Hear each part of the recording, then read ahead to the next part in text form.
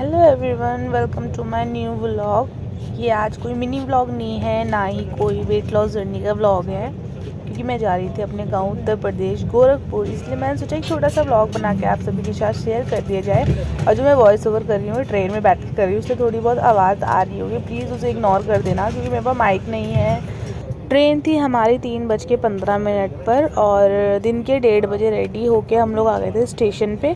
मैं, मेरे पापा, भाई और मेरी मम्मी, हम 4 लोग गांव जा रहे थे। बाकी हम लोग को छोड़ने आए थे स्टेशन तक।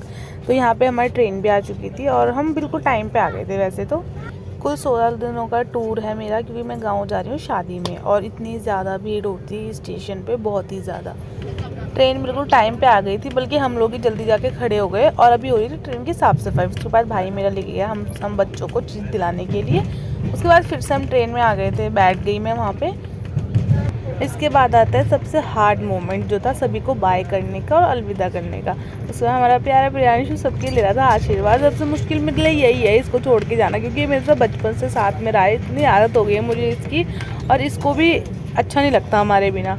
अभी इसने फिर जाते जाते इतना वो करा ना, रोया कि मुझे भी जाना है, मुझे भी जाना है। जैसे तैसे मना मुना के इसको फिर घर लेके गए लोग। और ये है प्रभास, प्यार से बोलते हैं हम इसको डुग्गू। ये मेरी बड़ी बहन का लड़का है। इसने भी सबको बाय करा, मम्मी पापा को, और फिर ये सभी लोग चले गए थे। फिर बाहर निकल के मेरा भाई सबको बाय करने लग गया। ये बाय का सिलसिला ऑलमोस्ट चलता रहा 15-20 मिनट तक का।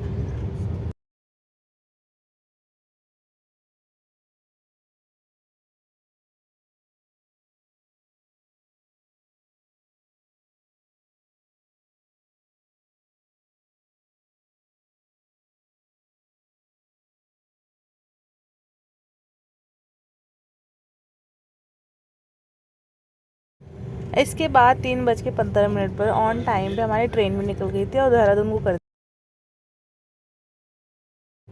ये है मेरे भाई और मेरी मम्मी, ये है मेरे पिताजी, और यहाँ पे हम बैठ चुके थे ट्रेन में और ट्रेन भी निकल गई थी। उसके बाद थोड़ा सोचा कि कुछ स्नैक्स भी खाया जाए, तो मैंने ये बिस्किट लिए थे, बहुत अच्छे थे। ये चोको फिल्स था इसके बीच में, इसके अंदर चॉकलेट है।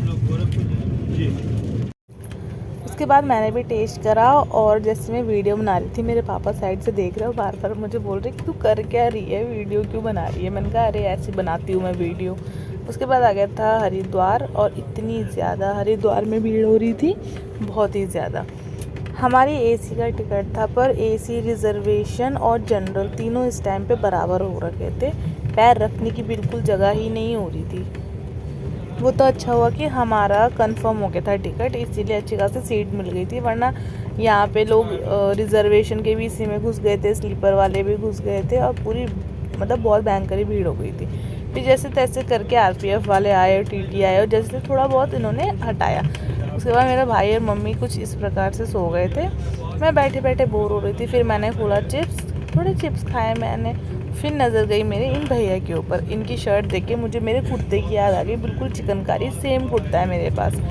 ये थे थोड़े से बाहर के नज़ारे, और शाम होते होते 6 बजे मुझे लग गई भूख। घर से लाई थी मैं रोटी और आलू की सब्ज़ी, वो खाया मैंने और मेरे भाई ने 6 बजे ही खा लिया था। उसके बाद बज गए थे रात के 8:30। फिर हमें भूख लगी, फिर हम लोगों ने खाना मंगाया और खाया आराम से। फिर इसके बाद हमें क्या ही करना था, फिर मैं सो गई।